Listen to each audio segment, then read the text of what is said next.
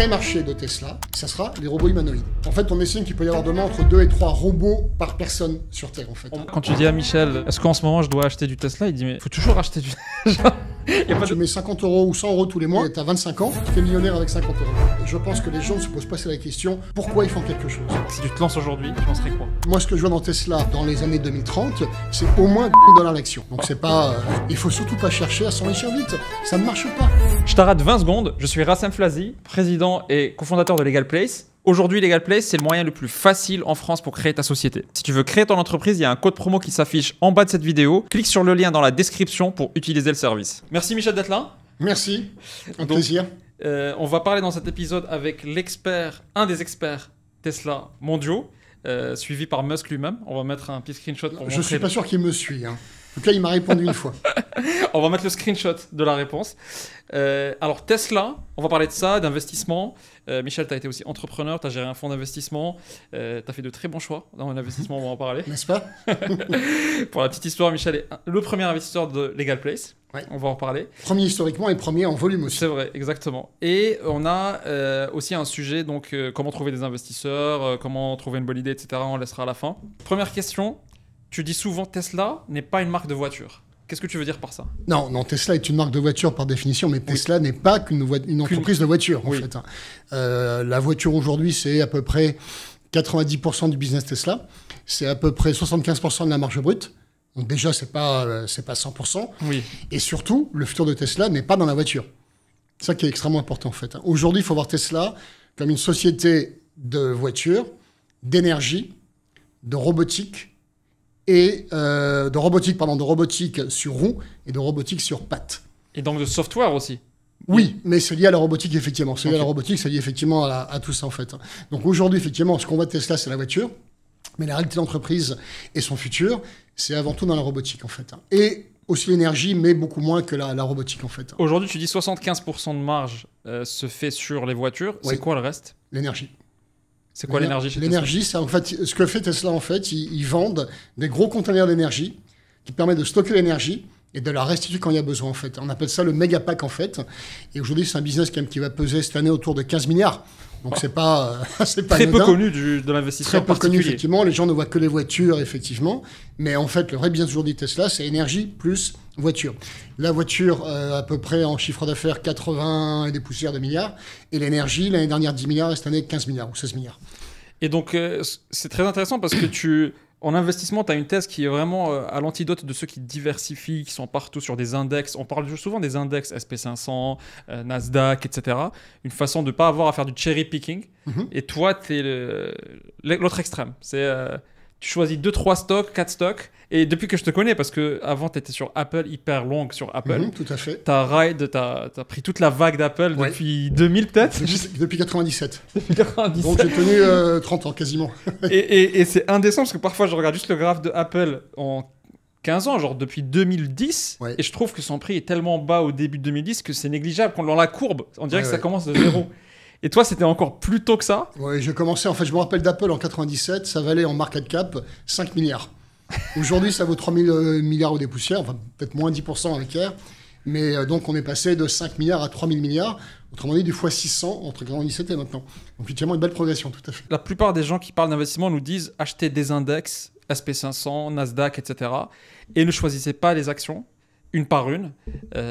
Et en fait, il y en a qui font complètement l'inverse. Tu fais partie de ces gens-là. Je fais effectivement l'inverse, mais en fait, disons, le premier qui m'a montré l'exemple, c'est Warren Buffett. Oui. En fait, la fameuse phrase de Warren Buffett, c'est la diversification, c'est la protection contre l'ignorance. Quand on sait exactement, ou plutôt quand on pense savoir ce que l'action va faire, autrement dit, quand on est certain qu'elle va progresser, pourquoi se diversifier? Maintenant, pour 99% des gens qui n'ont pas le temps ou le talent ou la compétence pour analyser à fond, effectivement, je recommanderais plutôt de prendre des ETF.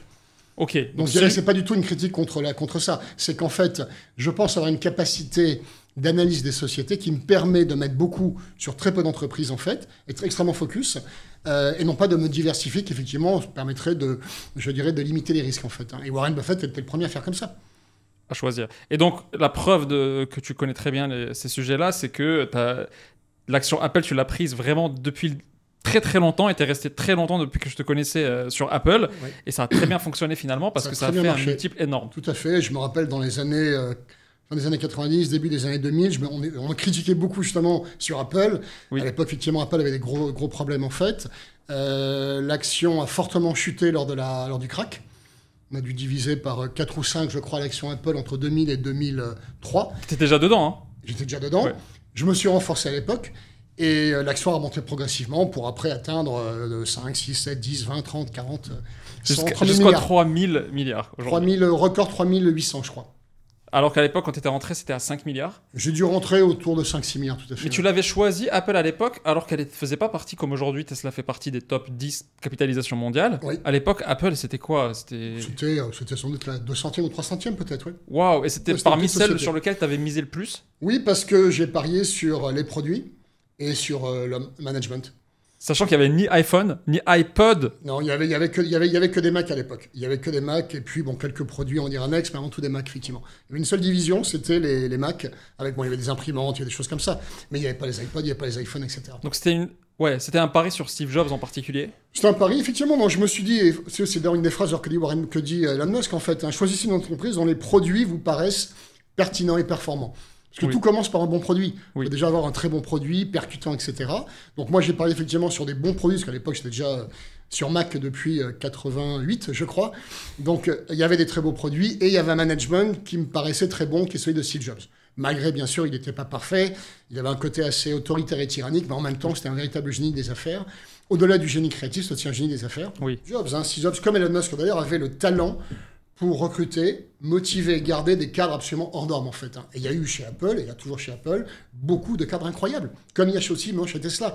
Donc c'est quand même des gens, des managers hors pair, en fait, qui savent choisir des grands talents. Et après les motiver, etc., en fait. Quand on fait une start-up, effectivement, il n'y a pas de grand secret, en fait. Il faut prendre les meilleurs. Et après, il faut les payer et leur donner un cadre de travail, effectivement, où ils peuvent se motiver, etc. C'est super important. Si on n'a pas des players A, effectivement, peu à peu, la boîte marche beaucoup moins. On se pose des questions après en tant qu'investisseur, pourquoi ça ne marche pas? La réponse est toujours très simple. Il n'y a pas le management de qualité. Mais ça, les gens ont l'impression de l'extérieur que c'est pas très difficile, que c'est une question d'argent et que si tu mets le salaire en face, tu vas ramener les meilleurs. Non, il n'y a pas que ça, bien sûr. Non, il y a bien sûr le salaire qui joue, mais il y a aussi, je dirais, le challenge, il y a l'intérêt du challenge, il y a le cadre de travail, il y a les relations hiérarchiques, il y a plein de choses. La vision de la boîte. Si on parle déjà des gens d'Elon Musk, effectivement, c'est que les relations, disons, Musk prend des gens extrêmement bons, et après, ils le disent eux-mêmes d'ailleurs, il me laisse travailler en fait. Il me donne champ libre en fait. Il a confiance parce qu'il sait que je suis bon. Grosse autonomie quoi. Exactement. Et donc les gens s'épanouissent avec en plus un challenge qui est extrêmement élevé. Quand on a envoyé des fusées sur Mars ou ailleurs. Tu peux pas rivaliser avec un challenge comme ça. Exactement. Donc les gens sont extrêmement excités en fait. Ils sont extrêmement excités et en plus Musk leur fait confiance. Ils sont bien payés. Je pense qu'ils ont aussi les stock options, ça doit jouer. Donc tout ça fait effectivement, je dirais, un intérêt dans le travail qui est juste dingue en fait. Ouais. Je me souviens très bien d'un appel que tu m'as passé Michel pendant le Covid. Enfin non, que moi je t'ai passé en parlant de Legal Place et de nos affaires. Et en fait, je me souviens que les actions ont pris un coup au début du Covid. Donc c'était un bon moment pour racheter. Donc je t'appelle et je te dis, je sais que tu as fait de très bons multiples avec Apple. Tu es ma référence. Qu'est-ce que je dois acheter là, à ton avis? Et là, tu m'as dit, moi j'ai switché sur Tesla, là, c'est bon. Et avant, tu étais un gros critique de modèle Tesla, etc. Et tu as eu un switch où d'un coup, au bon moment, je dirais, parce que à partir de là, la boîte n'a fait que réaliser des achievements incroyables. Tu as switché sur du Tesla. Comment est venu ce moment-là de... En fait, alors à l'époque, j'en parle, c'était même en 2000-2020. Disons, j'étais effectivement très Apple. Et j'étais abonné à une newsletter d'un pro Apple, en fait, qui critiquait beaucoup Tesla. Autrement dit, Tesla va se faire bouffer par Apple, qui sortira une voiture électrique, etc. C'est vrai, il y avait ce projet, on l'a oublié. Voilà. Exactement. Et donc, je lisais, j'absorbais ça et je ne remettais pas en cause tout ça. Bon, après, je me suis mis quand même un petit peu à creuser Tesla. Et donc, pas uniquement à me fier à une seule source, mais vraiment à lire plein de choses derrière. Et j'ai compris qu'effectivement, Tesla était déjà un dieu du manufacturing. Donc, vraiment, il savait produire très bien et pour pas cher les voitures, avec des marges, effectivement, qu'on n'avait pas ailleurs. Et deuxièmement, que c'était bien au-delà, en fait, d'uniquement un car company. Voilà. Et donc, j'ai dit, ça devient vraiment intéressant. Il n'y avait pas encore à l'époque, on ne parlait pas vraiment de robotique ni quoi que ce soit en fait. Mais on voyait bien effectivement Tesla, qui était à la fois du hardware et du software, un peu comme Apple en fait. Et donc, j'ai effectivement commencé à switcher très progressivement sur Tesla. Je pense que j'ai acheté mes premières actions Tesla en 2021, début 2021. C'est monté jusqu'à $400 l'action en octobre 2021. Et après une belle chute en fait, puisque début 2023, ça valait $100. Donc divisé par 4. Et t'es resté? Moi, j'ai commencé à acheter, je crois, à $330 l'action. Oui, ouais, super, effectivement. 330 par rapport à 400, ça perd un tiers, c'est bon, j'ai de la marge en fait. Hein. Ça continue à chuter. J'ai continué à acheter régulièrement. Et aujourd'hui, bon, d'ailleurs, je continue à acheter d'ailleurs au fil de l'eau. Et aujourd'hui, j'ai un prix moyen d'achat à 175, un truc comme ça en fait. Hein. Voilà, donc j'ai un prix extrêmement intéressant. Ouais. Et même aujourd'hui, ça a chuté, mais je suis toujours, disons, en gain. Oui. Parce que j'ai dû faire du quoi, 30 ou 40% depuis 4 ans, donc c'est tout à fait, je dirais, honnête en fait. Mais il y a beaucoup de gens qui paniquent et qui sortent de Tesla maintenant qu'elle est très basse. Et surtout qu'il y a le Elon Musk bashing. Ouais, il y a beaucoup de bashing, effectivement. Oui. Ouais. Il y a énormément de bashing, surtout d'ailleurs en France et en Europe, en fait, en général.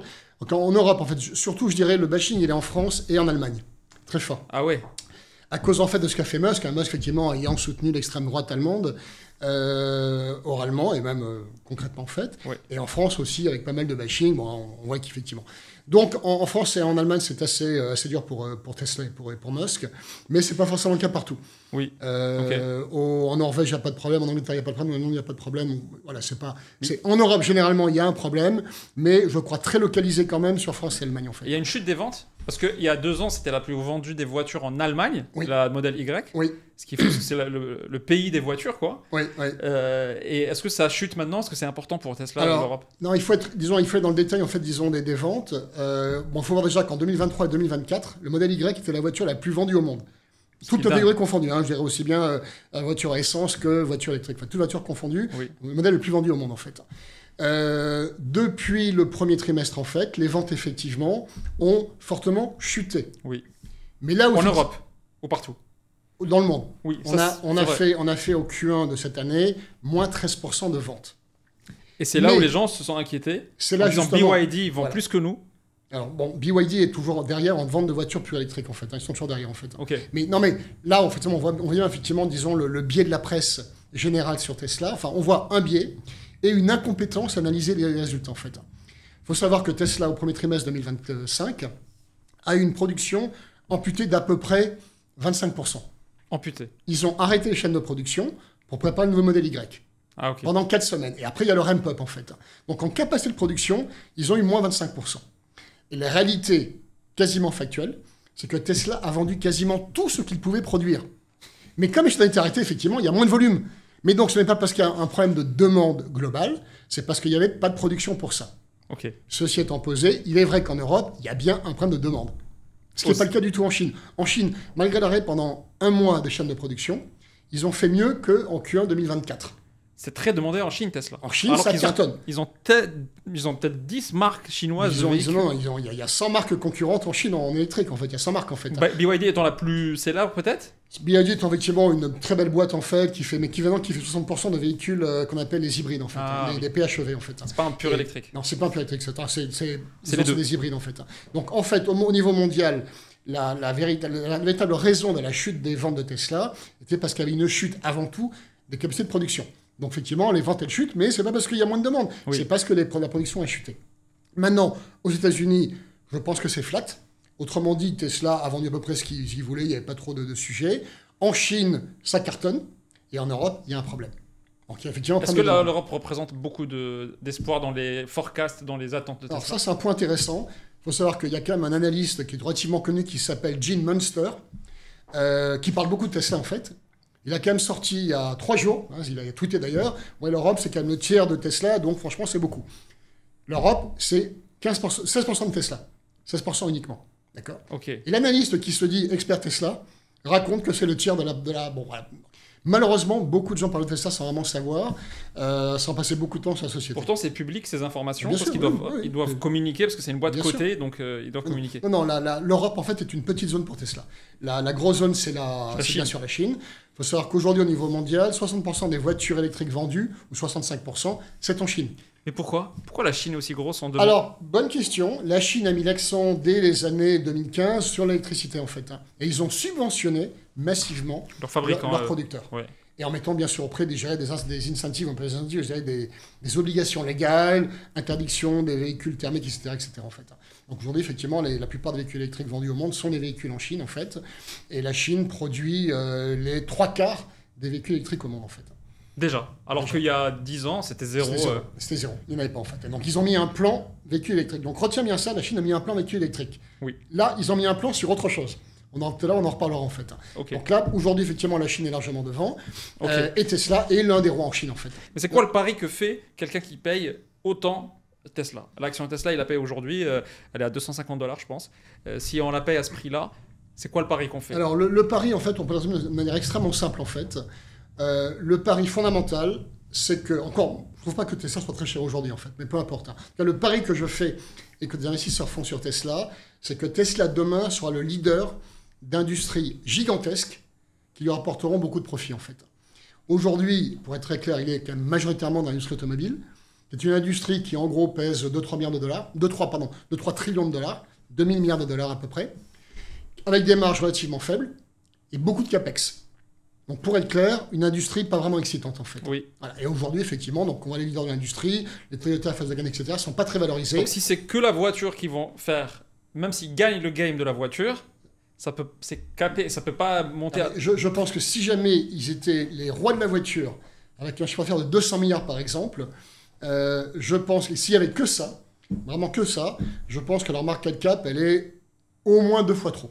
Au moins 2 fois trop. Oui. Minimum. En fait. Déjà, elle est chère. Okay. Voilà, 200 milliards, peut-être qu'ils vont dégager à l'époque, 10% de profit, donc 20 milliards par an. Tu mets un multiple de 20 par exemple, ça fait 400 milliards. C'est déjà la moitié de ce qu'ils ont aujourd'hui en fait. Oui. Donc clairement, la voiture n'est une industrie qui n'est pas attractive. Et pourtant, ceux qui investissent sur le marché nous disent qu'elle vaut plus. Voilà, elle est beaucoup plus parce que les gens parient sur 2 activités qui vont tout révolutionner chez Tesla en fait, et bien pas seulement chez Tesla d'ailleurs, dont on va parler. Le premier, c'est ce qu'on appelle les robotaxis. Okay. Autrement dit, des voitures autonomes qui vous transportent d'un point A à un point B sans chauffeur. Sans chauffeur. En fait. Et deuxièmement, encore plus important que ça, les robots humanoïdes. Les robotaxis sont une industrie que l'on va estimer à 10 trillions de dollars, 10 000 milliards. Autrement dit, 5 fois plus... Ça, c'est les taxis. Les robotaxis. Oui, c'est les robotaxis. 5 fois plus que la partie automobile. Que la partie voiture, en fait, en termes de chiffre d'affaires. Et avec des marges bien meilleures. Donc peut-être qu'on aura une industrie qui va dégager peut-être 20 fois plus de profit que l'industrie automobile. Pourquoi? La réponse est extrêmement simple, en fait. Aujourd'hui, le taxi... Alors, on va prendre 2 chiffres qui sont extrêmement simples pour un petit peu fixer les débats. Okay. Aujourd'hui, une voiture individuelle, ça coûte à peu près au kilomètre 50 centimes. Okay. Grosso modo. Quand c'est moi qui la conduis... Tu l'achètes, etc. Tu as l'entretien annuel, tu as l'essence, etc. L'assurance et tout, le parking. En gros, tu feras les comptes pour l'ensemble des voitures, à peu près 1 000 € par kilomètre en fait. Et si c'est les Uber maintenant? Et si tu prends Uber ou un taxi, tu vas plutôt tomber entre 2 et 3 € le kilomètre à peu près. Okay. Grosso modo en fait. Okay. Et Uber, pourquoi est-ce que Uber coûte cher? Parce qu'au milieu, tu es un homme. Il faut bien le payer. Un Uber, allez, s'il veut gagner, je sais pas, 200 €. 80% des 3 € dont tu parles partent chez le chauffeur. Imagine que demain, tu construis une voiture complètement faite pour être un robot-taxi, complètement pensée pour ça à tous les niveaux, sans chauffeur. Elle va te coûter, ce qu'on estime en fait, au kilomètre, 25 centimes. Ou 20 centimes. Donc ça deviendra le seuil de « je n'ai plus besoin d'acheter de voiture ». Exactement. Ce qui est un seuil énorme que Uber a vendu, mais qui n'a jamais été atteint. Mais il ne pouvait pas, parce que c'est quand même extrêmement compliqué de faire une voiture comme ça, en fait. Donc, effectivement, le gros pari, c'est qu'on aura demain des robotaxis électriques qui permettront d'abaisser le coût du kilomètre de 2 € aujourd'hui dans un taxi en Uber à peut-être 20, 25 ou 30 centimes. Même si c'est 45. Même 45, même 50. 50. Donc, deux choses. D'une part, ça prendra le marché.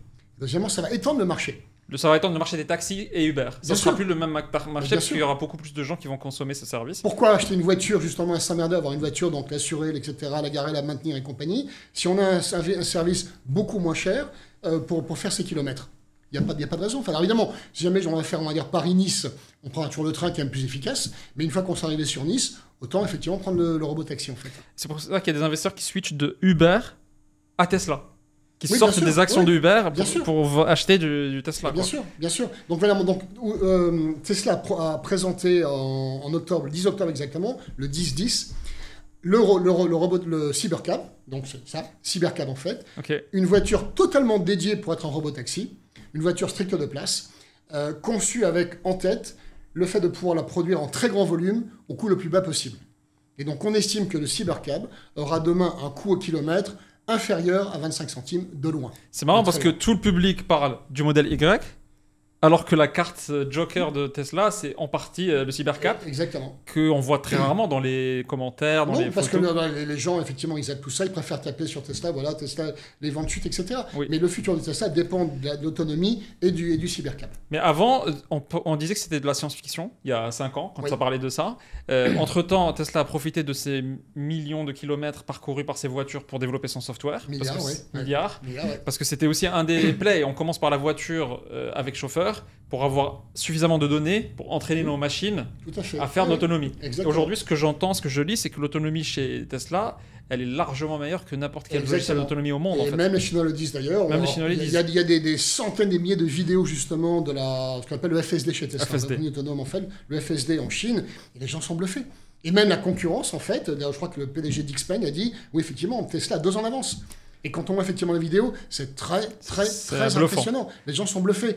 Et je sais, moi, j'ai des gens aux États-Unis qui, à 99% aujourd'hui, roulent en FSD. Ah ouais, ils ont le droit? Et oui, en eux, bien sûr. Ah oui, évidemment. Ah oui. Donc la réglementation a bougé. Aux US, le FSD est autorisé, bien sûr. Ah, je savais pas. Bien Donc sûr. tu peux l'activer. C'est le FSD supervised, autrement dit, Avec... toujours avoir un contrôle. T'es devant le volant. Voilà, t'es pas à l'arrière de la voiture, t'es devant le volant. Alors que Cybercab, il n'y a pas de volant. Il n'y a pas de volant du tout. Donc là, il y a encore moins de personnes en fait. Voilà. Donc là, on est dans le supervisé. Et une fois qu'il y a suffisamment de données, de preuves que le supervisé marche... Dans deux mois, okay. Tesla amène au Texas, à Austin, son service de robotaxi. Waouh. 2 mois. Voilà, c'est ce qu'il a annoncé, il a répété 3 fois, donc a priori... Donc le législateur est OK alors, c'est bon. C'est déjà le cas de toute façon, aux États-Unis. Il y a déjà des robotaxis. Et en Chine, pareil. Waymo. Oui. Combien aujourd'hui Waymo fait de trajets par semaine? Tu sais? Et pourquoi Waymo? Non, c'est combien? Waymo fait 200 000 trajets par semaine. En autonomie? En autonomie. Non, 200 000. Supervisé ou pas? Non. 200 000 par semaine. Tu savais, Anthony? 200 000. On est déjà dans le futur. Mais 200 000. Et donc, c'est déjà le cas aujourd'hui. Donc, Waymo est tourné dans 3 villes aujourd'hui aux États-Unis. San Francisco, Phoenix et puis je sais pas quoi. Mais pourquoi Tesla, qui est plus avancé que Waymo, n'opère pas déjà les robotaxis? Parce que, en fait, c'est 2 technologies complètement différentes, en fait. Waymo, c'est une technologie déjà en termes hardware, en fait. Il y a beaucoup de radars et de lidars. Okay. Ça coûte extrêmement cher. Oui, on est une voiture en gros. C'est pas basé sur caméra en fait. Voilà. Alors, donc Waymo, ça coûte en gros la voiture $150 000 à peu près à produire. Parce que c'est très cher les radars et lidars en fait. Oui. Et deuxièmement, en termes de software en fait, c'est qu'ils ont cartographié la ville. Oui. Autrement dit, je dirais, c'est ce qu'on appelle en anglais geofenced. C'est balisé de fou. En fait. C'est balisé ouais. Et la voiture ne pourrait pas se décaler, disons, de 3 mètres si jamais elle dépasse son geofencing en fait. Donc c'est extrêmement limité. C'est taillé sur mesure. C'est taillé sur mesure, ville par ville en fait, pour mapper le territoire en fait. Donc demain, tu mets une Waymo à Paris, elle est perdue. Elle est perdue. Tu mets une Waymo en Chine, elle est perdue. Tu la mets à Barbès, c'est fini. À Barbès, t'es sûr qu'elle est cassée en 2 secondes. Il n'y a plus rien. La Tesla, c'est quand même différent. Tu as quand même différent. Tu as une voiture avec des caméras qui coûte beaucoup moins cher. Le Cybercab va coûter à produire peut-être $20 000, pas plus. Ah ouais. Donc le 6e de Waymo. Et deuxièmement, on a des caméras et de l'IA. Okay. Alors que Waymo, c'est codé en dur, du style j'arrive si je vois rue d'Hauteville, je tourne à gauche pour rue de Paradis, etc., etc. Waymo, c'est comme toi. Toi, je te prends, je te mets dans une voiture en Chine, tu vas te démerder. Oui. Alors, tu seras un peu paniqué au départ, mais tu vas te démerder en fait. Oui. Tesla, c'est pareil. La meilleure preuve, c'est que le FSD marche en Chine. Et il marche très bien en Chine. C'est hyper adaptable à partout et beaucoup moins cher. C'est scalable. Donc, mais plus dur à faire. C'est beaucoup plus dur à faire parce que c'est un système universel à base d'IA et de caméras, beaucoup plus compliqué à faire. Donc, effectivement, aujourd'hui, Tesla n'a pas de service robotaxi parce que ce qu'il développait prenait beaucoup plus de temps que ce qu'a fait Waymo. C'est dingue parce que ça veut dire que dans cet exercice-là, ils sont largement plus avancés que les autres. Exactement. C'est pour ça qu'ils vont être les premiers à avoir ce système-là. Et donc quand ils vont arriver sur le marché, je pense qu'ils vont prendre le marché. Très vite. Je pense que Waymo n'a plus aucun futur. Mais ça veut dire que ça peut arriver très vite. La seule limite maintenant, peut-être déjà, il faut qu'ils prouvent ça aux États-Unis avec les premières villes. Oui. Et ensuite, c'est la limite réglementation dans les différents pays du monde. Exactement. Donc, du point de vue, je dirais, technologique, ça sera prêt dans les 2 mois. En tout cas, dans 1 an, ce sera mûr un peu. Non, mais dans 2 mois, puisque dans 2 mois, ils arrivent à Austin. Donc ça veut dire qu'il y a déjà des preuves comme quoi ils font moins d'accidents que l'humain, parce que je pense qu'il faut faire moins d'accidents que l'humain. C'est déjà le cas, tout à fait. Donc ça, ils le savent déjà, en fait. Donc, ils commencent à Austin en juin. Et après, dans ce qu'ils ont annoncé, ils seront dans de nombreuses villes américaines d'ici la fin 2025. Et après, la Chine et l'Europe peut-être plus tard, beaucoup plus tard. Et s'il y a déjà des preuves de ça aux States en 25, l'action n'aura pas la même gueule. Bien sûr, bah oui, évidemment. Parce qu'il y a moins de questions à poser. On va enlever effectivement une inconnue qui saura est-ce que ça marche vraiment. Bien sûr. C'est énorme. Voilà. Et donc là, donc le marché du robotaxi est estimé potentiellement à 10 000 milliards d'ici 5 ou 10 ans. Donc 5 fois le marché de la voiture. Et Tesla est le leader de ce secteur-là, je pense, avec des marges bien meilleures. Alors, ce qui est marrant, Michel, c'est que quand Uber est sorti, déjà lui a étendu le marché des taxis. Parce qu'on disait qu'il va être limité à tant de courses. Oui. Finalement, il a fait 3-4 fois le nombre de courses de la ville dans le passé. Exactement. Et là, si tu rajoutes, si tu divises le prix par. Alors qu'il était aussi cher que le taxi. Tout à fait. C'est juste que c'est plus ergonomique. Voilà. Et là, tu auras l'impact économique effectivement, du prix au kilomètre qui va effectivement tout changer. Donc, ça va un marché beaucoup plus large en fait. Mais ça serait une app certainement propre à Tesla. Ça va pas passer par Uber ou. Uber rêverait d'ailleurs. Ils l'ont dit d'ailleurs. Uber a dit on rêverait d'être effectivement l'opérateur de Tesla. Et Musk leur a dit non merci, on n'a pas besoin de vous. Bah oui, tu fais une application et c'est bon. Bien sûr, l'application c'est pas compliqué en fait. Ils n'ont pas besoin aussi non plus d'avoir des chauffeurs puisqu'ils ont déjà les voitures. Oui, parce que la valeur ajoutée d'Uber c'est aussi avoir les chauffeurs. Bien sûr. Parce que c'est un combat énorme entre Bolt et eux sur les chauffeurs. Mais là il n'y a pas besoin de chauffeurs. Donc il n'y a pas besoin d'avoir effectivement tout ça. Donc ça change tout. Anthony, il va tout de suite acheter Tesla là en sortant de ce podcast. Attends, on n'a pas fait le principal. Là. On n'a pas fait le plus gros. On n'a pas fait le plus gros. Donc là, on est passé des 2 milliards de chiffre d'affaires de l'industrie, 2 000 milliards d'industrie auto, à 10 000 milliards pour les robotaxis avec des marges bien meilleures. Mais est-ce que tu crois, Michel, pour finir sur le sur les taxis, que dans 2 ans, tu verrais à Paris un tiers du parc parisien Non, bien sûr que non, ça va prendre du temps. Non, mais même, imagine, dans 5 ans, tu penses vraiment que dans 5 ans, on sera au milieu de voitures un peu dorées, là, parce qu'elles sont dorées en design. Enfin oui, pour l'instant, c'est doré, tout à fait. Ouais. On les verrait un peu partout en train de circuler dans Paris. Je pense que dans 5-6 ans, ça devrait être possible à Paris, ouais, tout à fait. Ouais. 5-6 ans, ouais. 2 ans, je crois pas. Ça va prendre du temps, mais j'ai la limite, peu importe, il y a la trajectoire. Après, il peut y avoir plein, effectivement, disons, de petits hicks au niveau réglementaire, locaux, etc. Mais la trajectoire, c'est celle-là. Mais en tout cas, techniquement, à Austin, en Texas, si tu vas cet été à Texas, tu verras plein de Tesla circuler sans chauffeur. Bien sûr. Avec des caméras seulement. Oui, non, mais même, attends, revenons sur des choses encore qui existent, pour ne pas avoir de doute, en fait. Il faut savoir qu'on a parlé de Waymo, il y a des 200 000 trajets qu'ils font par semaine aux États-Unis. D'accord ? Trajet autonome, en fait. Part d'un marché de Waymo à San Francisco, 20%. Pris en 2-3 ans. 20%. Wow. 20%. Tu vas à San Francisco, tu verras en permanence des Waymo tourner. Ça, c'est dingue, ça. Donc, ça, on ne s'en rend pas compte, en fait. Donc, tu vois, ça, c'est bien concret. C'est pas science-fiction. C'est aujourd'hui, Waymo a 20% de part de marché à San Francisco. Là où ils sont implantés, ils ont commencé, en fait. 20%. Voilà. Et il n'y a pas d'avantage de prix. Waymo n'est pas moins cher au kilomètre. C'est le même prix. Non, pas moins cher. Pas moins cher. Ah oui, donc ça sera un tremblement de terre quand ça va arriver. Effectivement, ça sera un tremblement de terre. Après, effectivement, il faut scaler. Il y a peut-être un problème aussi opérationnel. Les voitures, il faut les recharger, il faut les laver, etc., etc. Donc, il y a des problèmes. Mais ils ont un avantage produit qui est juste dément. J'ai entendu un dernier critique pour ça, c'est qu'ils disent que les États-Unis, il y a beaucoup moins de piétons dans ces villes-là, notamment San Francisco, etc., parce que c'est des routes larges. Tu vois, aux States, c'est confortable.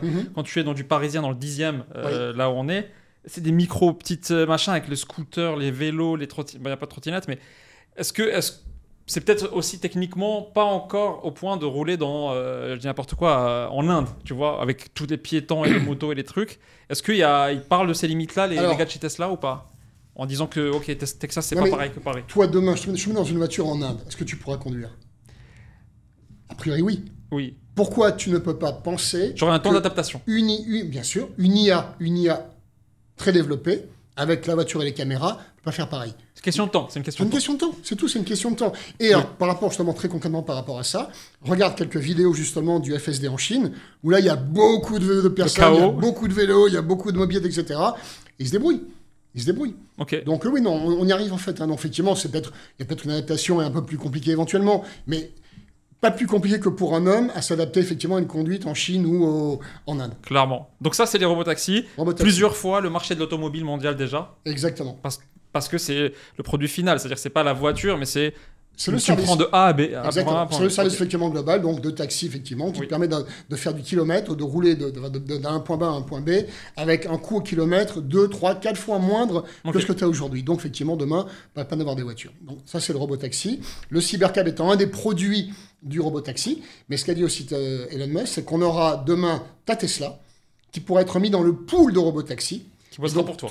Ta voiture, en fait, pourra dégager du bénéfice, en fait. Un peu comme tu as un appartement, tu mets sur Airbnb, tu le reprends, etc. C'est pareil, en fait. Donc tu vas la garer pour bosser, et pour la journée, éventuellement, elle va conduire 2-3 personnes et revenir. Et elle revient, effectivement, et comme ça, tu as gagné un peu d'argent sans rien faire. Donc ton actif, effectivement, peut avoir de la monétisation, en fait. Un peu comme un Airbnb, etc. Donc ça, c'est, je dirais, l'un des gros axes de Tesla, mais c'est pas encore le principal. Ça, c'est encore intéressant, puisqu'on va faire peut-être 10 fois plus de profit qu'avec la voiture pour Tesla. Mais ce n'est jamais que la moitié de ce qui va être fait encore après. Ok. Le vrai marché de Tesla, enfin le vrai gros marché qui va tout changer en fait pour Tesla et pour tout le monde, hein, pour toi, pour nous, etc., ça sera les robots humanoïdes. Autrement dit, des robots qui ont l'intelligence humaine en fait, l'IA, et qui ont le côté mécanique, l'appréhension, la marche, etc., d'un homme, et qui pourront donc faire des jobs que font aujourd'hui les humains. Aujourd'hui, Plier ton linge. Plier ton linge, servir le café, surveiller tes seniors, prendre des palettes dans un entrepôt, etc., etc. Aujourd'hui, il faut quand même savoir, disons, globalement, le GDP mondial est de 100 000 milliards de dollars, et la moitié, c'est le labor cost, le coût de l'homme, en fait. Aujourd'hui, pour créer un RACEM, un bel entrepreneur, il faut 20 ans. Tu vas coûter à tes parents peut-être, j'en sais rien, 100 000 euros, et tu coûtes par an 100 000 euros, par exemple, en fait. Demain, tu pourras produire un robot aussi performant qu'un humain en l'espace de quelques heures, c'est du manufacturing. Ça coûtera 20 000 $, et non pas 100 000 euros, et ça coûtait à opérer annuellement 5 000. Donc, tu auras un coût à l'heure de peut-être $1, $1,5, contrairement à 10, 15, 20, 30 $ pour un humain. Tu parles des métiers notamment de manufacture, par exemple, d'usine. D'usine ou de réception ou de plein de choses. Ou de travaux de ménage, de plein de choses en fait. Hein. Ouais. Tu mettras un humain, un robot humanoïde en fait, faisant le travail d'un humain pour beaucoup, beaucoup, beaucoup moins cher. Et donc ça, c'est un marché qui est colossal. La plupart d'ailleurs des gens qui sont sur le secteur pensent que le marché fera entre 15 et 20 000 milliards de dollars. Donc 10 fois le marché automobile en fait. On parle de robots qui va coûter peut-être 10, 15, 20 000 $ à acheter, comme une voiture. À terme, ouais. Tout à fait, à terme. Comme une voiture, assez sécurisée pour pas te taper à la maison s'il devient fou. Oui, bien sûr. Si tu l'insultes. Mais comme si tu veux, comme un robot taxi, tu auras effectivement une sorte d'assistant à domicile qui fera exactement ce que tu veux. Qui fera en partie les tâches ménagères, mais en fait, quand on regarde, ça c'est le B2C, mais quand on regarde le B2B, c'est énorme parce que dans chaque entreprise ou activité humaine, tu as toujours un mec devant une ligne de production, un mec devant une porte pour l'ouvrir, un mec devant une salle de sport à l'accueil pour te badger ton truc. Et en fait, tu as énormément d'hommes un peu partout dans le service. Par définition, en fait, hein, on a quand même on a une forme humaine, et effectivement, et on se sert de disons, notre forme et de notre préhension pour faire du boulot en fait. Et comme c'est humanoïde, il est capable, en tout cas physiquement, de faire les mêmes choses exactement que l'humain en fait. Alors après, effectivement, c'est compliqué à faire parce qu'il faut effectivement retrouver la préhension d'une main. La dextérité d'une main, Une main, ça a 25, ce qu'on appelle degrés de liberté. 25. Le robot Tesla, il y a 2 ans, il avait 11 degrés de liberté. Non, il y en a 22. Ah, il a toutes ses articulations. 22. Donc il a quasiment autant de dextérité qu'une main humaine en fait. Il fera du piano dans quelques années. Il fera du piano, exactement. Mais bien sûr, du piano, tout à fait. Donc effectivement, c'est une question de temps pour développer effectivement ce qu'on appelle les actionneurs, je ne sais pas le mot en français en fait, pour effectivement pouvoir avoir cette dextérité, cette marche fluide, etc. C'est une question de temps. Donc là, pareil, pour après le côté intelligence et le côté IA, c'est une question de temps. Donc on aura dans quelques années des robots humanoïdes qui feront exactement ce que font les hommes. Et ça, il y a une boîte qui... C'est qui les acteurs dans ça aujourd'hui ? Il y a une très connue qui s'appelle... Non, il y a une vingtaine... Figure. Voilà, il y a Figure. Il y a une vingtaine de boîtes en fait au niveau mondial qui sont assez, je dirais, qui parlent d'elles, effectivement, qu'on travaille sur les robots humanoïdes en fait. Et il y en a effectivement une start-up aux États-Unis qui s'appelle Figure, qui vient de lever, je crois, 600 700 millions, qui a été créée il y a 3 ans. Alors, ce qui est marrant, justement, quand ils ont créé l'entreprise, en fait, le gars disait, il s'appelle Brett Hadcock, nous avons l'opportunité de créer la plus grosse boîte mondiale.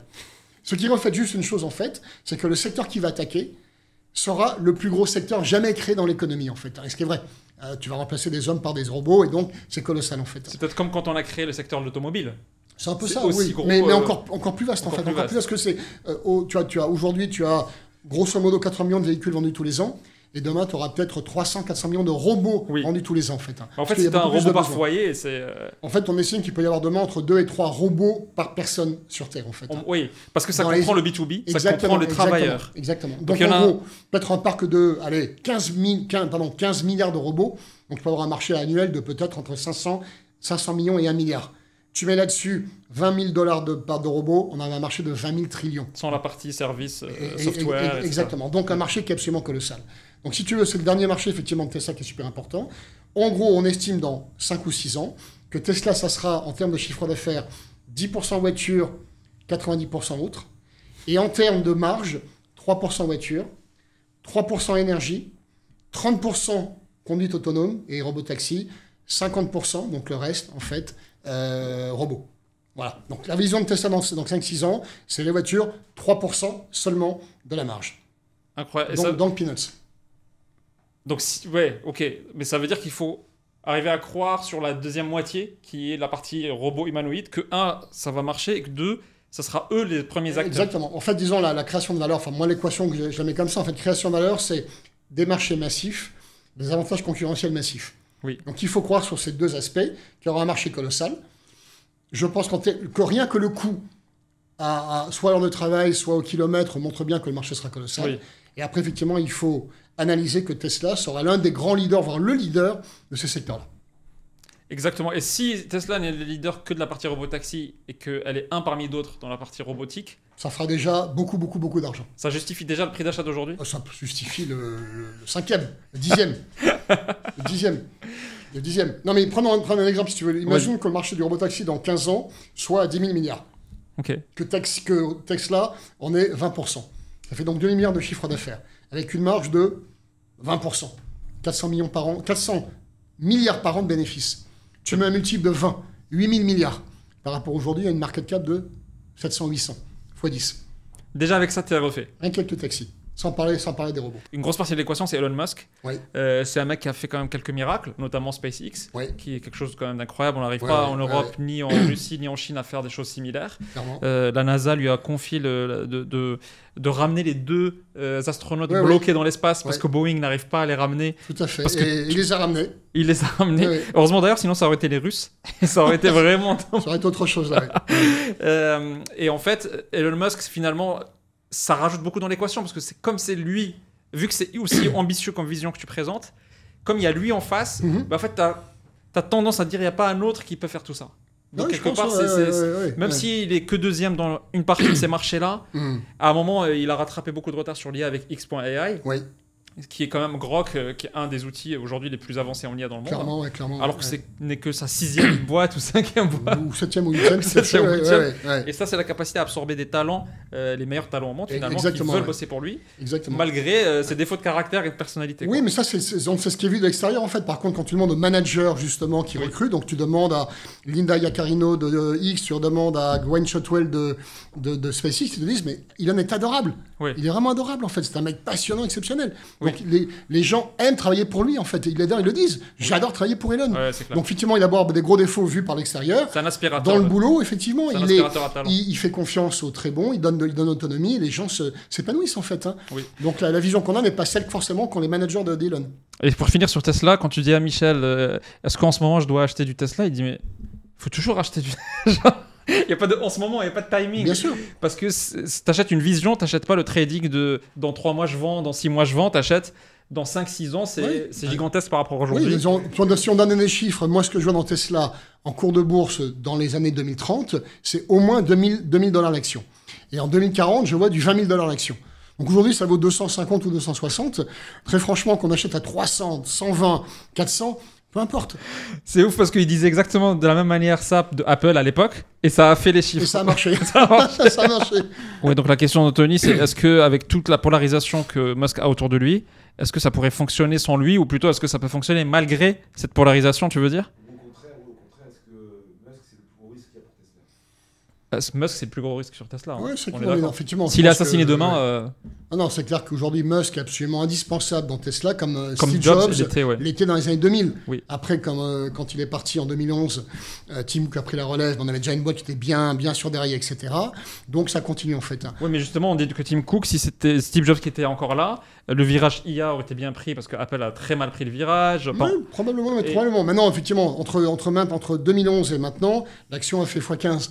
Donc voilà. Donc il y a quand même une création de valeur. En fait, je suis d'accord que peut-être que Steve Jobs aurait fait encore mieux, mais il y a quand même, disons, il était vraiment sur des rails. Effectivement, ça a bien marché. Aujourd'hui, Musk disparaît. Je pense qu'il est encore largement indispensable à Tesla, et donc il y aurait effectivement un impact très important. Il faut encore lui pendant 5 à 10 ans. Oui, je pense 5-6 ans minimum. On va dire dans les années 2030, il pourrait prendre du recul. Mais aujourd'hui, il y a tellement de choses à développer et innover qu'on a vraiment besoin de Musk au quotidien. Donc, Michel a aussi investi dans du privé, parce que là on parle du côté, mais tu as pas mal investi dans le privé aussi. Tu es très bon investisseur puisque tu as été dans Legal Place depuis le début. C'était effectivement l'un de mes meilleurs investissements. pas encore le meilleur, mais l'un des meilleurs, en termes de multiples. En termes de multiples. Les multiples, j'ai fait mieux, mais en tout cas, avec Legapay, c'est très prometteur.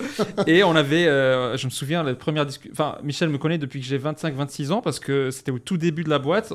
On s'est vu au début, on s'est pas mis d'accord. Ensuite, on s'est revus et là, on a trouvé un deal et il a investi. Il a remis par la suite. Mais t'avais créé un fonds à l'époque qui s'appelait Day One Partners, dans lequel t'avais investi pas mal. Et contrairement à beaucoup d'investisseurs qui mettent dans les startups, t'étais un ancien entrepreneur aussi. Oui.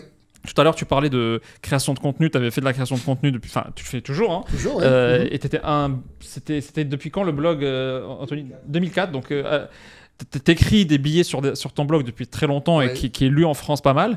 Est-ce que c'est quand même très innovateur parce qu'à l'époque, pas beaucoup de CEO écrivaient des posts de blog, non? Non, effectivement. Bon, j'ai commencé la vague en 2004. À l'époque, je connaissais Loïc Lemer, qui était Monsieur Blog en France à l'époque. Et voilà, enfin, c'est Simi qui est venu après, en fait. À l'époque, il était chez Typepad. Typepad, ouais. Il avait fait ublog, qu'il avait revendu à Typepad. En fait, il dirigeait Typepad Europe, en fait. Voilà, donc, il m'a proposé d'avoir un blog à vie, gratuit à vie. Donc, j'en ai profité. Ah, c'est très drôle. D'ailleurs, j'ai toujours, en ce moment, il est toujours gratuit, d'ailleurs. Je ne paye rien du tout pour Typepad. Voilà, donc, je me suis mis, effectivement, à faire le blog. Alors, à l'époque, c'était le blog de Photobox, en fait. Photoways, à l'époque, Photobox. La boîte que tu dirigeais? La boîte, effectivement, que j'avais créée, que je dirigeais. Puis après, je fais effectivement un blog personnel, en fait.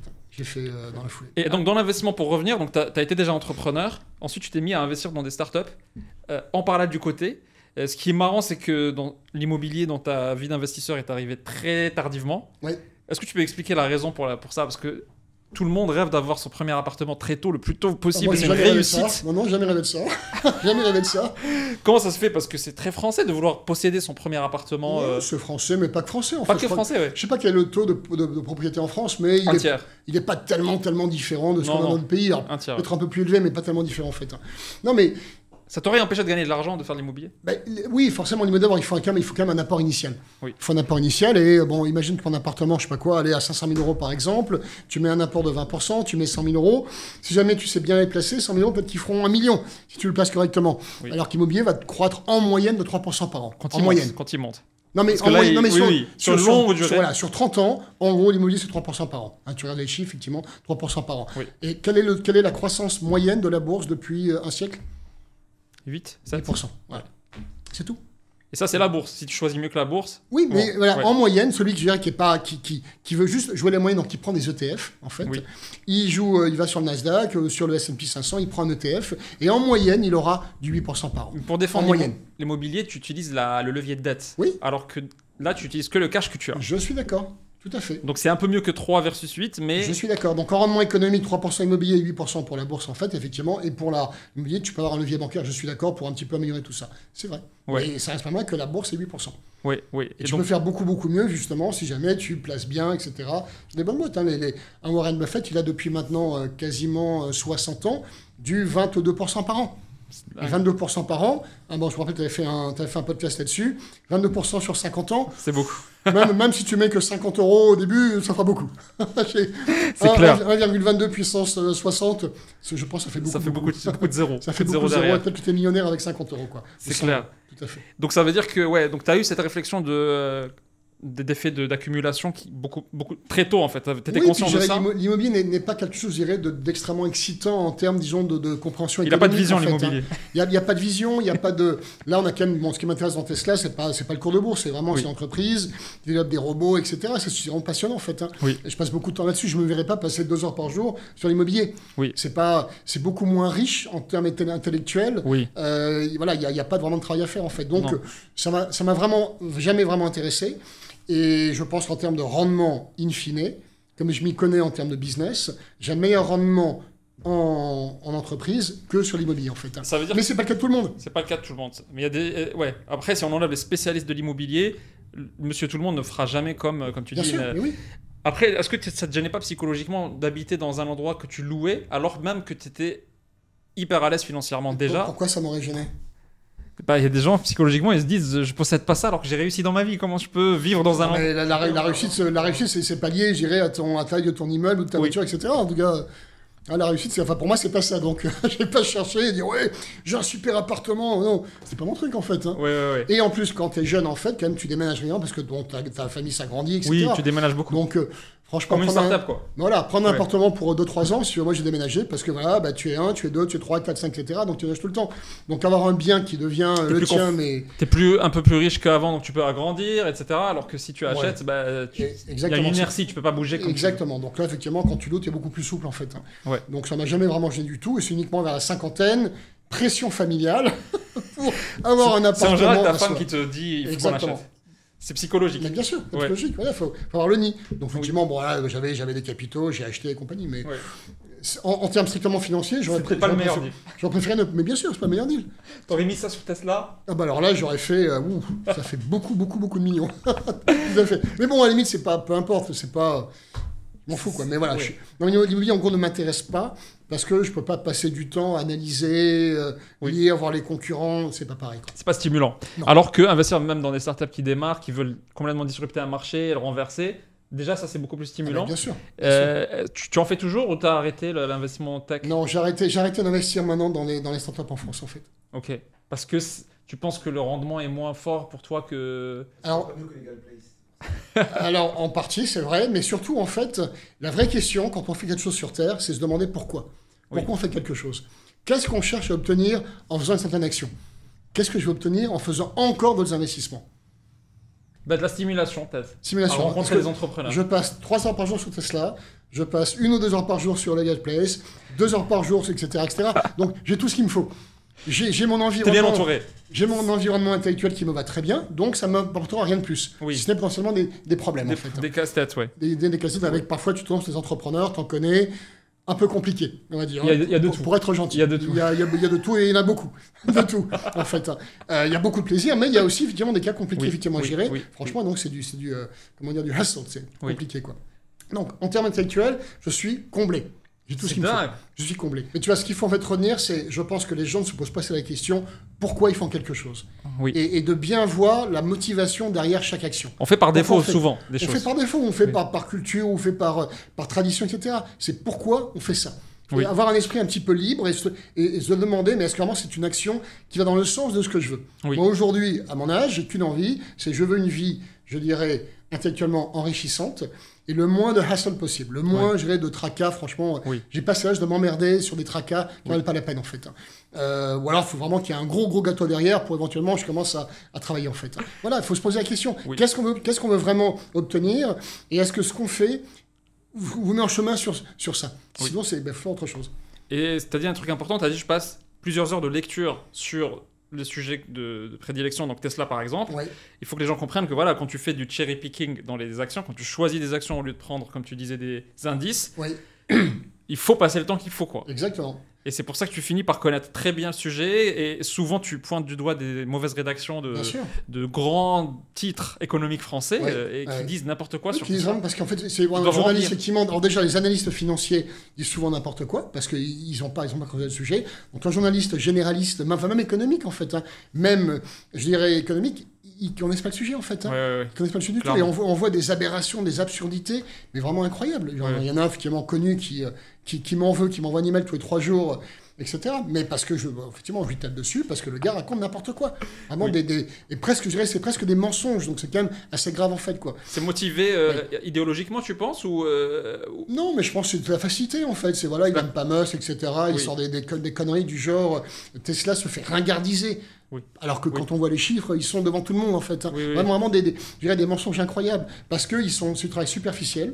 Ils creusent pas les sujets. Je passe effectivement par jour, 2 à 3 heures par jour, à lire tout ce qui est possible sur Tesla, en fait. Hein. Waouh. Je dis quand je connais les comptes par cœur, etc. Je peux me demander n'importe quoi. Voilà, j'ai tous les éléments. Les concurrents et tout, les marchés, les ventes en Chine. Voilà, je passe beaucoup de temps, disons, à m'assurer que ma vision sur Tesla continue à être la bonne. Mais ce que je trouve ouf, c'est qu'aujourd'hui, grâce à la tech, on est capable, via Twitter, de suivre des gens comme toi qui connaissent très précisément un sujet, qui ont été entrepreneurs avant, investisseurs avant, à succès, Exactement, ouais.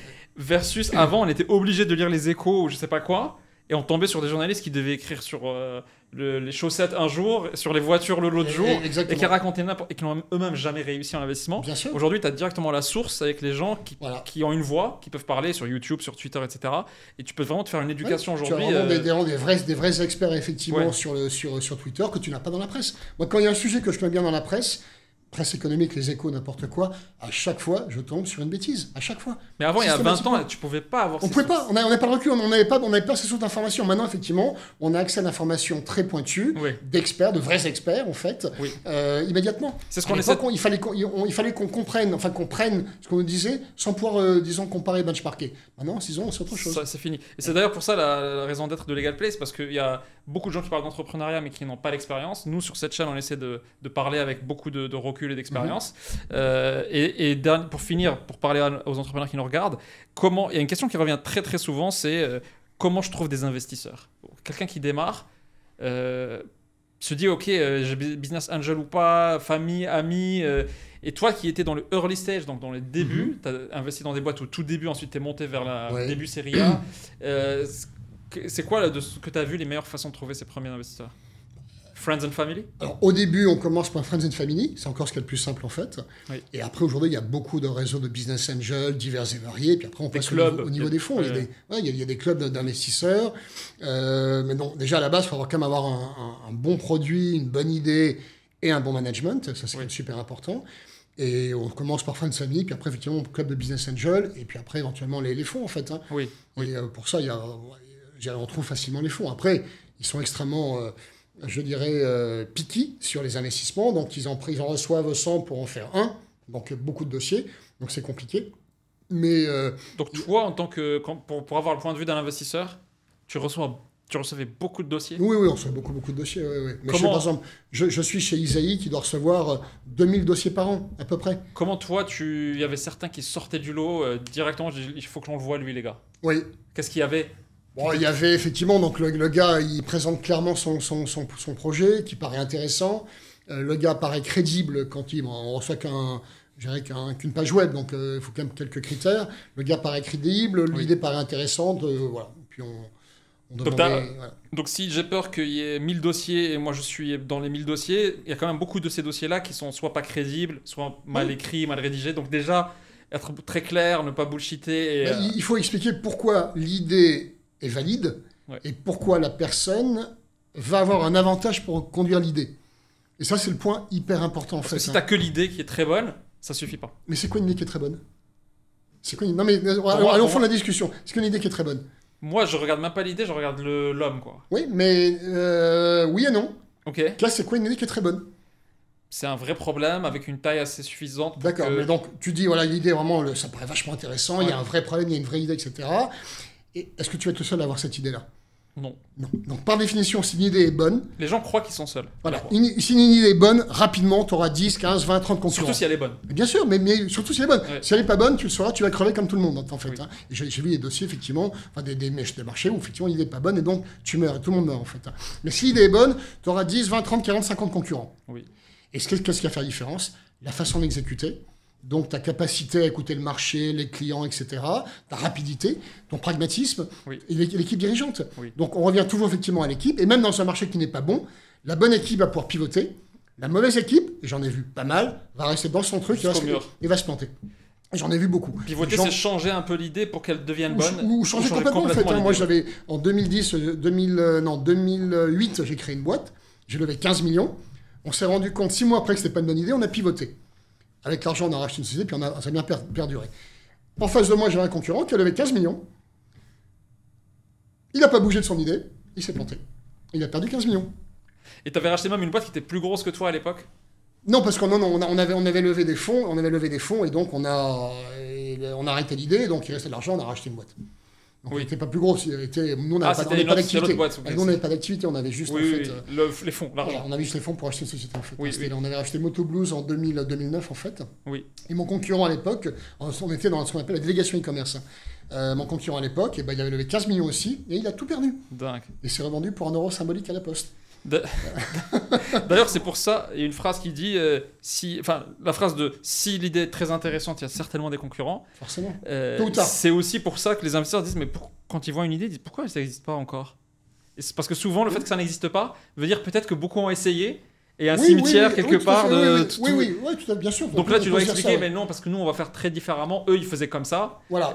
Par exemple. Exactement. Alors, il se peut qu'il y ait une technologie qui est arrivée, effectivement, qui change Maintenant, c'est possible. Avant, c'était pas possible. La réglementation, etc. Voilà. Mais si jamais, effectivement, pourquoi ça n'existe pas déjà? Peut-être Oui. qu'il y a des problèmes, effectivement. Quoi. Oui, oui. Et voilà, que le truc de base, une bonne idée, sera reprise par plein de concurrents. Oui. Quand j'ai créé Photoways en 99, en fait, à l'époque, je crois qu'il n'y avait pas de concurrent en France. Je me dis, tiens, j'avais une idée, enfin, je connaissais le service aux États-Unis. À l'époque, je faisais tirer mes photos aux États-Unis, c'est quand même incroyable, Ah ouais. en fait. Ils nous ont envoyé par la poste chez eux, ils disent, bon, on va faire pareil en France, en fait. Et à l'époque, quand j'ai regardé le marché français, j'étais le seul. Quand j'ai ouvert le site Photoways le 26 juin 2000, il y en avait déjà 10. Donc j'étais le 10e sur la place, en fait. Bon, après, on a mieux exécuté et on s'est imposé. Mais une bonne idée est reprise par plein de monde. Oui. C'est inéluctable. Donc la différence ne se fait pas sur l'idée. C'est comment est-ce qu'on exécute, voilà, avec tout ce qui va dans l'exécution, je comprends mieux les clients, j'ai le bon pricing, le bon produit, bon management, etc. Le service, etc. C'est ça qui compte. Il y a beaucoup de gens qui posent aussi cette question, et tout le monde le pose, c'est comment trouver la bonne idée. Est-ce que mon idée est bonne? Comment je peux la valider? Comment je peux la juger? Ou juste comment je trouve une bonne idée? Je veux entreprendre. Ouais, comment alors, en fait, il faut déjà avoir une chose extrêmement importante, qui est, moi, je pense, la base de la réussite, c'est comment trouver une bonne idée pour soi. La bonne idée pour toi ne sera pas forcément la bonne idée pour moi. Pour être très clair, je pense que j'ai prouvé dans ma vie que j'étais très bon en B2C. Ok. Et je suis pas bon en B2B. C'est pas mon truc, etc. Je ne comprends pas les codes, ou je les comprends moins bien que d'autres, etc. En B2C, je pense qu'il y a assez peu de gens, je dirais, qui ont ma fibre, en fait. Ok. La bonne idée, en fait, c'est le croisement entre les besoins du marché, il y a un besoin quelque part, et moi, et mes qualités, qui font que je suis particulièrement bon pour cette idée-là précise, et pas pour une autre. Je suis ce que je suis très bon dans le B2C, pas bon dans le B2B, pour différentes raisons. Donc moi, une idée qui m'irait pour moi, c'est d'aller faire un site e-commerce, par exemple, parce que je comprends le B2C, en fait. Et c'est pas le cas pour tout le monde, en fait. Oui. La bonne idée, c'est le croisement entre les besoins du marché et les compétences personnelles. C'est le fameux Ikigai japonais, là. Exactement, c'est exactement ça. Il faut d'abord se demander où est-ce qu'on est très bon. Oui. Et là où on est très bon, en travaillant, on sera encore meilleur. Là où on n'est pas bon, on travaille, on sera moyen. Mais il y a des gens qui sont bien meilleurs que soi. Donc il faut se demander où est-ce que je suis bon, dans quel type d'activité, le relationnel, la négociation, le management, et dans quel type de secteur mes qualités personnelles seront magnifiées Oui. pour réussir, en fait. Ça, c'est super important. Tant qu'on n'a pas compris, là on était le très très bon, ça ne marche pas. En Et plus, donc, il faut revenir dans sa vie passée, effectivement, où est-ce que j'ai montré qu'en faisant peu d'efforts, je performais royalement bien, en fait. plus que les autres. Prenons Steve Jobs. Il lance Apple en 1976 et il réussit magnifiquement. En 8-9 ans, avant de se faire remercier par John Sculley, il fait une boîte absolument incroyable, etc. Après, il tente, donc c'est du B2C. Oui. Hein, c'est le B2C, l'ordinateur direct, etc. Après, il tente le B2B avec les workstations de Next. Qu'est-ce qu'il fait? Il revend Next par chance à Apple en 97, donc en gros 15 ans plus tard, pour 400 millions. Donc en gros, en 15 ans, il fait 400 millions, c'est pas brillant à son niveau. Il revient chez Apple, du B2C, et il fait une Apple incroyable en fait. Il était vraiment fait pour le B2C, clairement, il avait une fibre pour ça, pour imaginer produits, etc.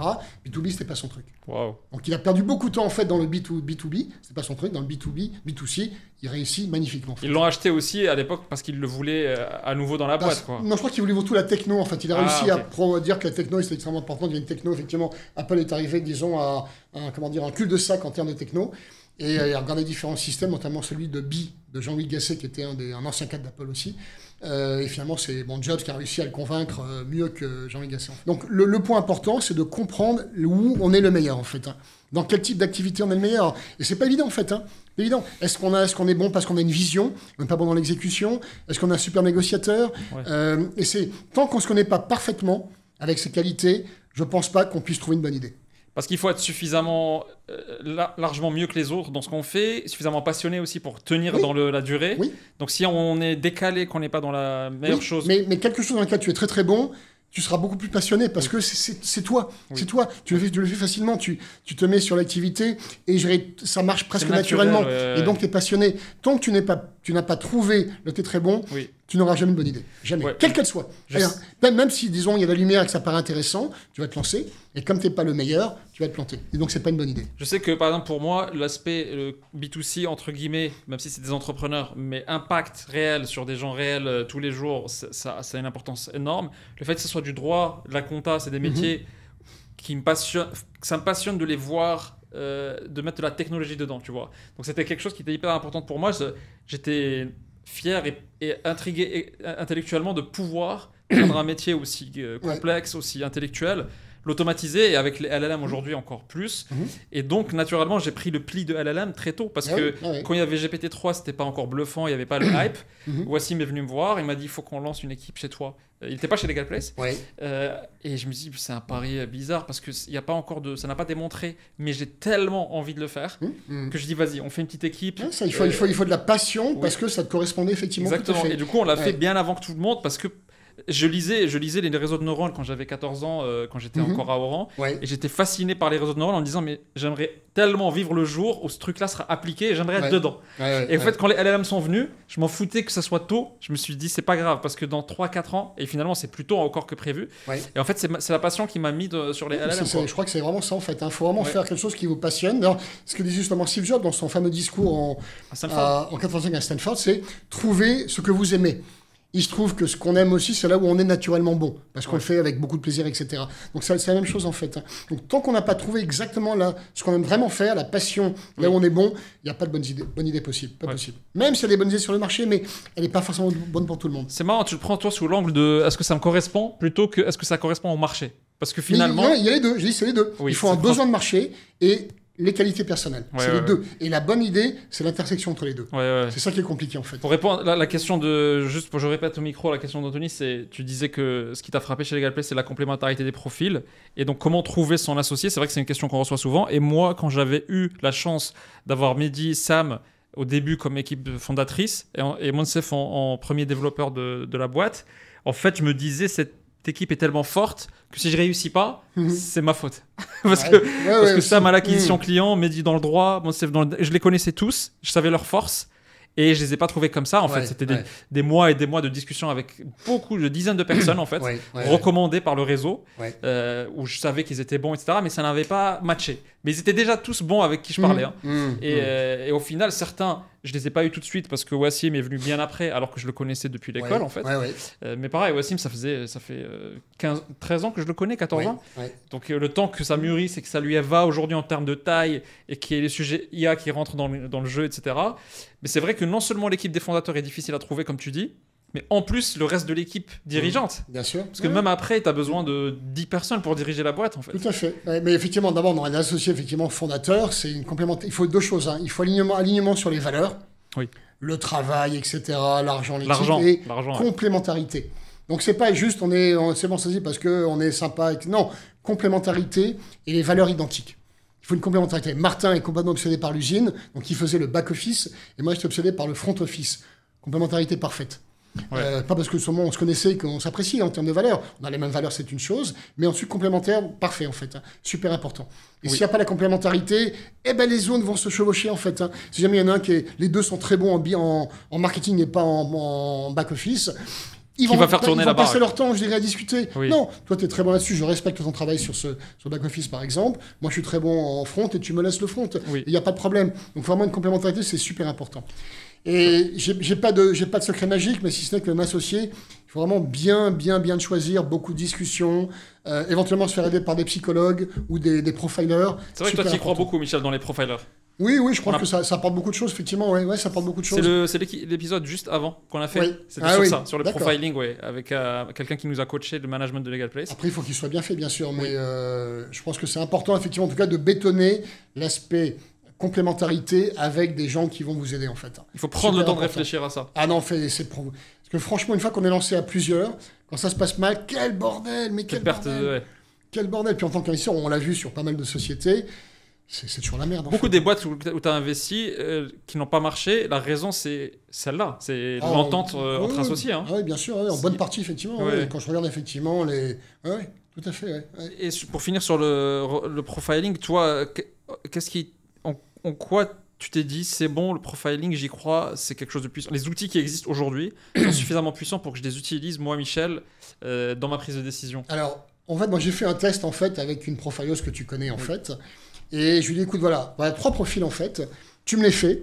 Je te dis pas qui est qui, mais tu me les fais. Après, tu me feras le débrief, en fait. Mais je te dis, dans ces 3, il y en a un qui a planté sa boîte. Il y en a une autre, il a une boîte rentable, mais il n'arrive pas à se développer. Le troisième, je ne sais plus très bien ce qu'il faisait, etc. Elle m'a dit, lui, c'est lui, etc.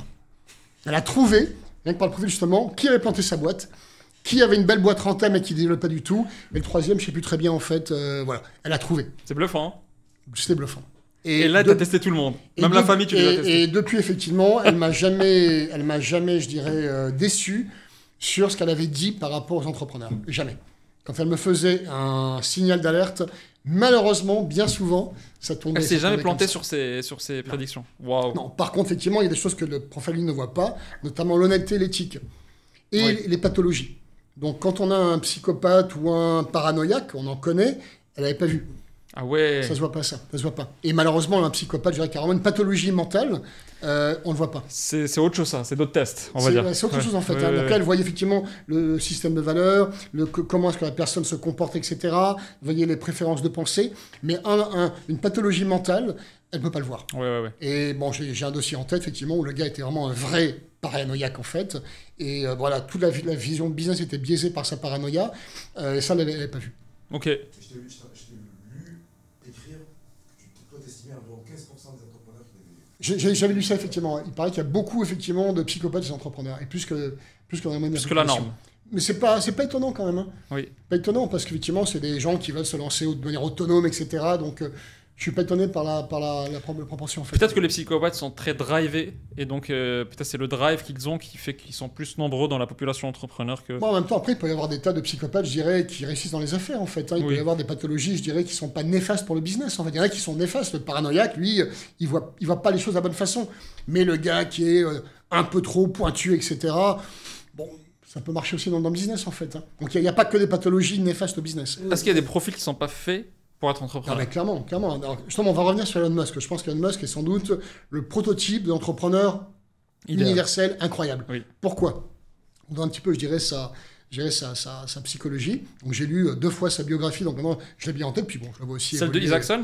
Oui, j'ai lu 2 fois, donc alors, je la connais quasiment par cœur.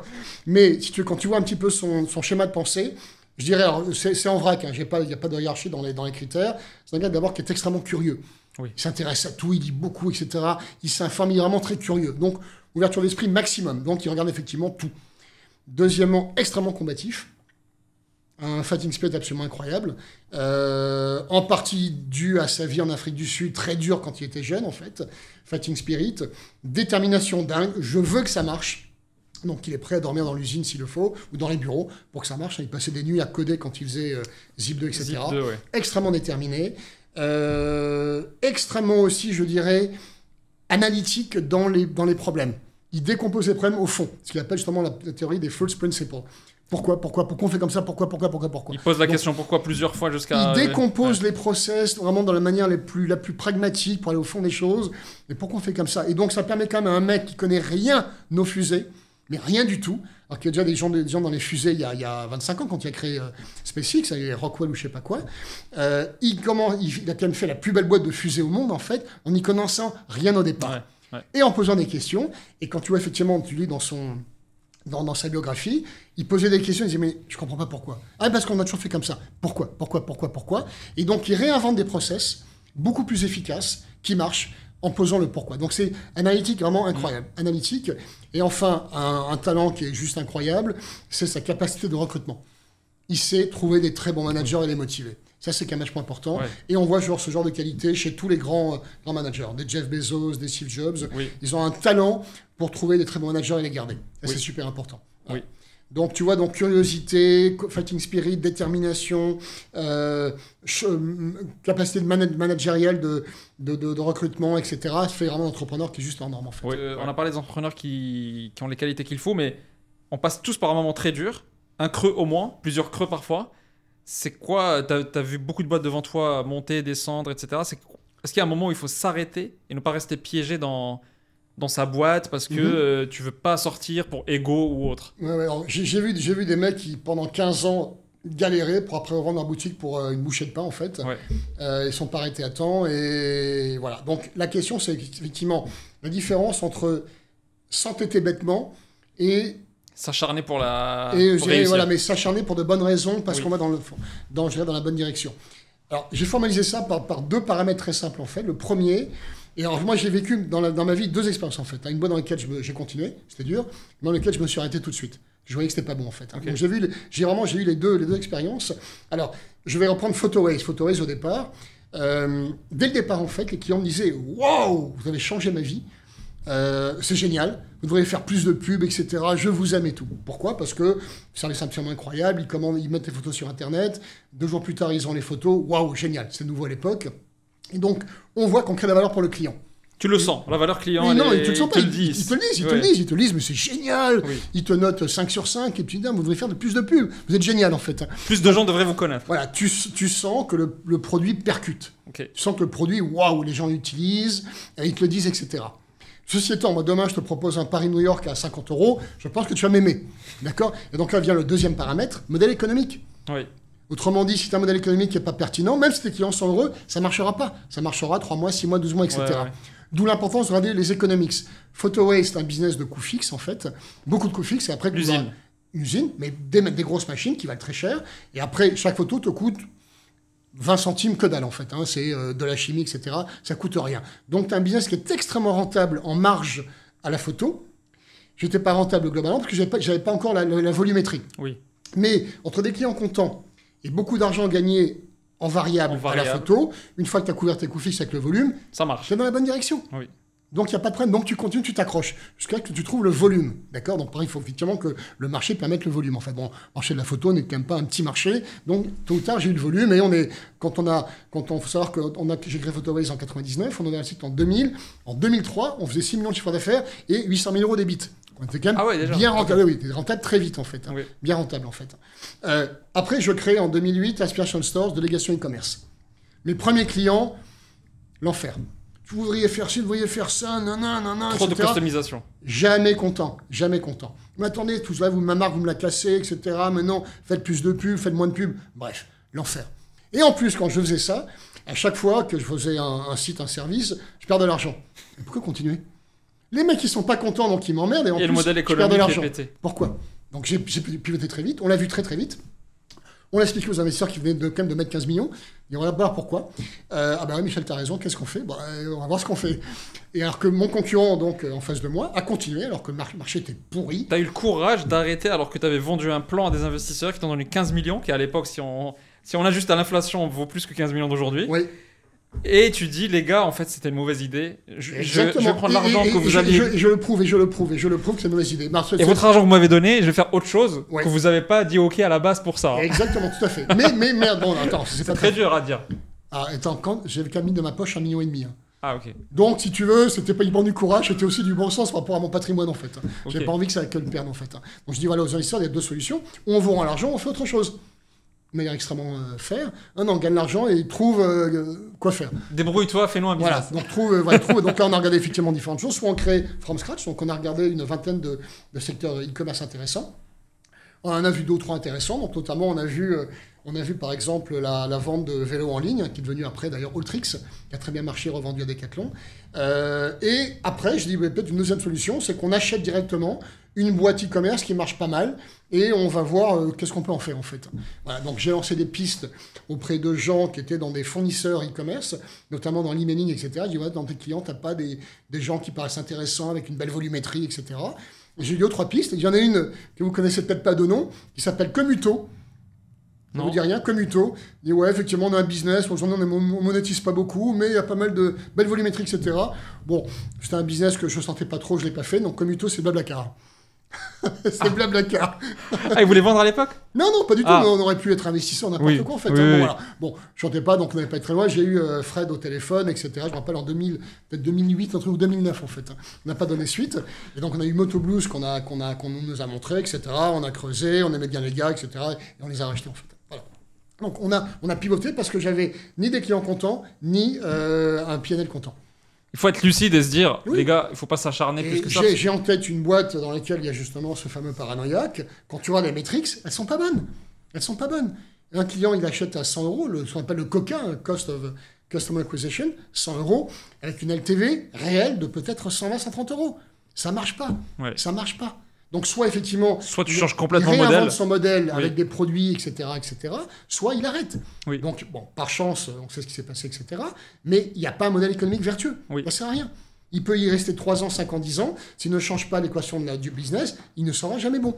On va mieux s'arrêter. Mais ça, c'est vraiment le quotidien dans l'entrepreneur parce que les gens ne le savent pas, mais tout le temps, tu recalcules ça et tu te poses la question, est-ce que c'est un bon modèle? Parce qu'au début, tu commences avec des croyances en disant le coût d'acquisition, c'est tant, la valeur client, elle n'est pas encore là, mais je pense qu'on peut l'amener à 1000. Bien sûr. Et en fait, tu bosses des années et tu vois si elle progresse. Et si elle progresse pas, à un moment, à chaque fois, tu t'es posé avec tes fondateurs et tu te dis, les gars, on continue ou pas? Est-ce qu'on a des pistes? On n'a pas des pistes? C'est la base du business. Hein. Combien ça me coûte à acheter? Combien ça me rapporte? C'est tout. C'est la base.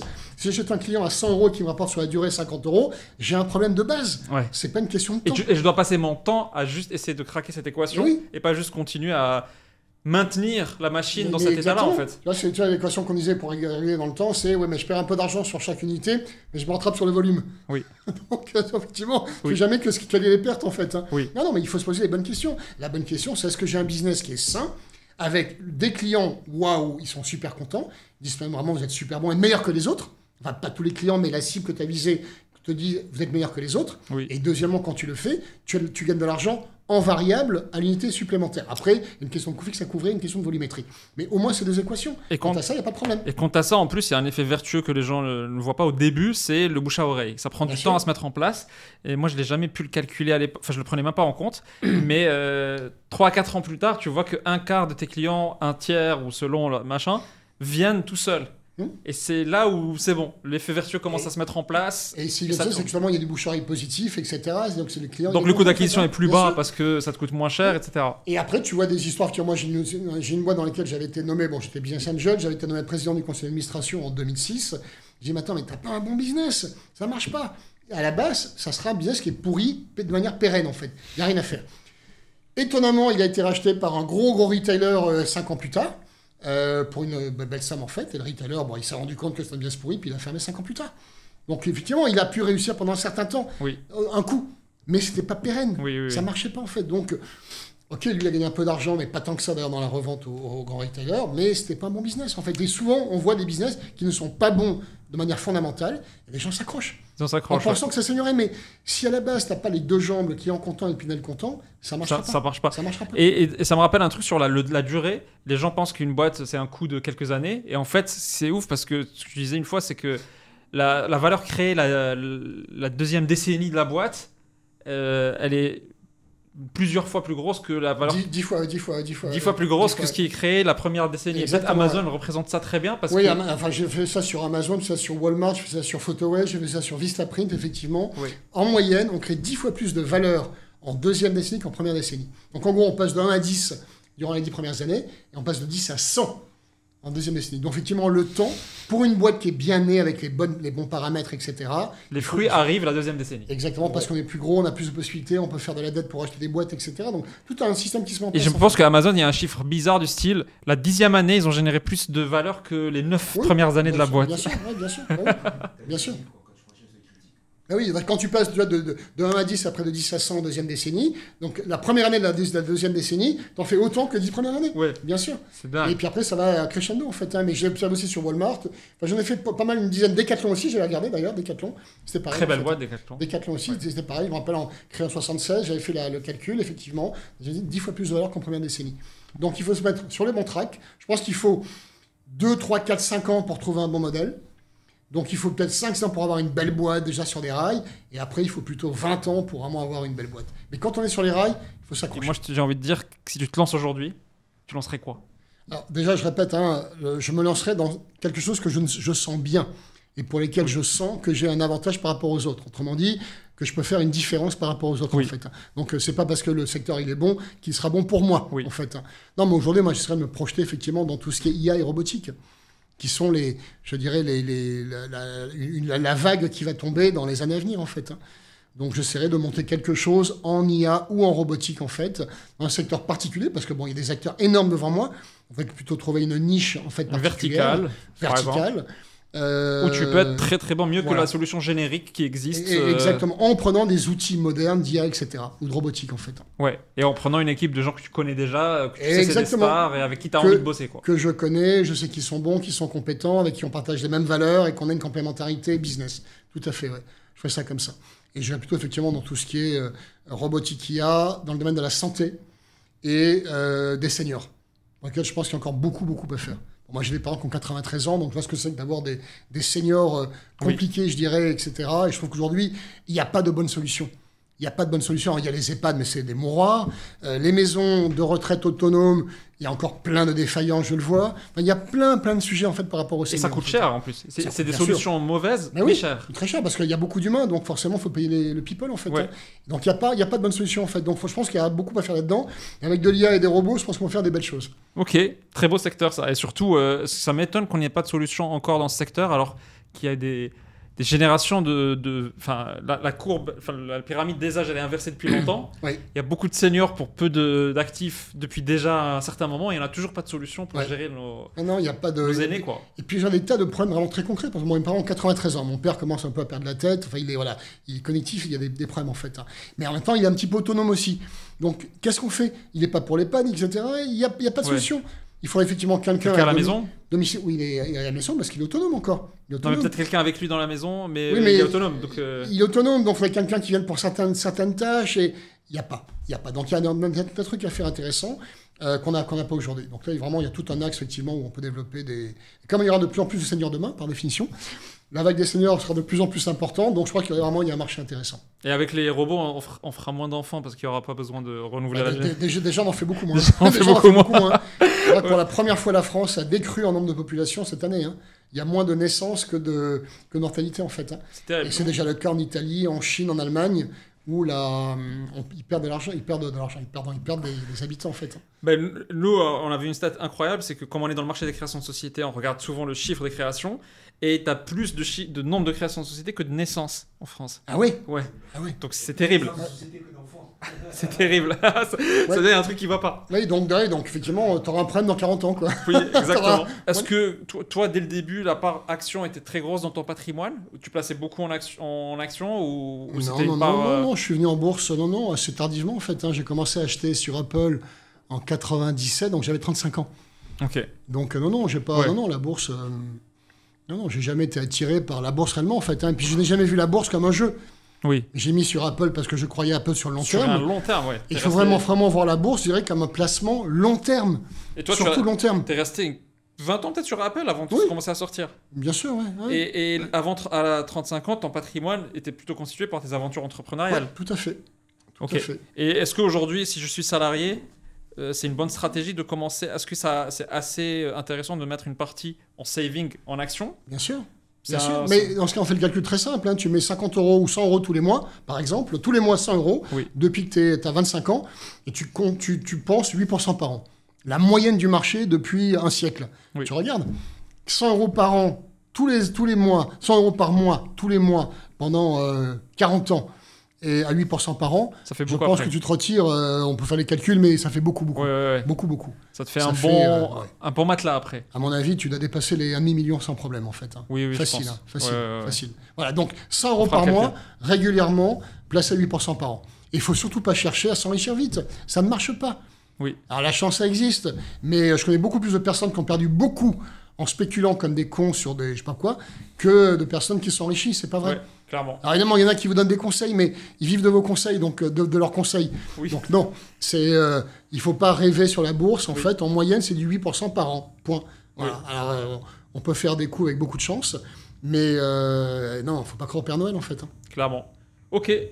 Bon, c'était génial, Michel. Très belle conversation. Merci, super sympa. On te reçoit quand tu veux. J'ai adoré.